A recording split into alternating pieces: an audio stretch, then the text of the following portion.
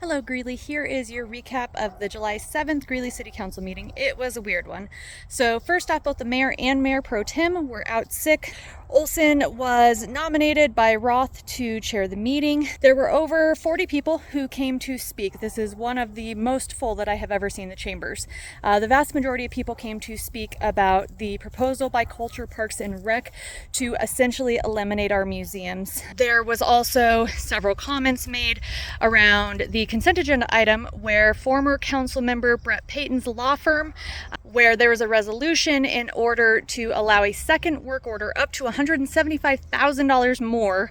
The initial was also $175,000 for his law firm to work on West Greeley. And people shared concerns around the fact that that seems like a conflict of interest.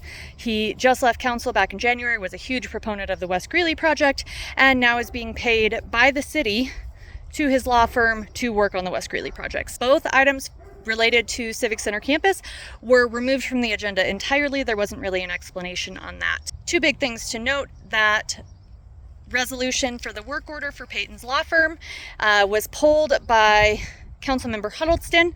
He asked the city attorney a couple questions, saying that community members, rightly so, were concerned around conflict of interest, was there a bidding process, etc. She didn't do much to really answer the question. She specified that it's up to $175,000, so doesn't mean that all of that would be spent. Didn't address whether or not there was a bidding process at all. And said as far as the conflict of interest, that they considered it and they decided it was fine. Didn't provide any further explanation as to why. Then Olson calls for a motion to go ahead and vote on that. Nobody says a word. So he looks to the city attorney and to the city manager and goes, so like, what happens if no one makes a motion? And they're like, it's dead in the water, basically. So he calls again for a motion. No one does anything. So that didn't even get voted on. It just got dropped.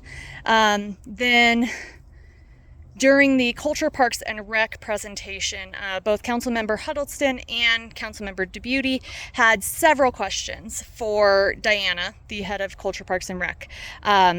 Things around the fact that her executive team's budget has grown significantly. They've added people, all of that. Museums, on the other hand, have basically only increased their budget with inflation and have not hired a new person since 2014. And so wondering why they're supposed to take the majority of the hits.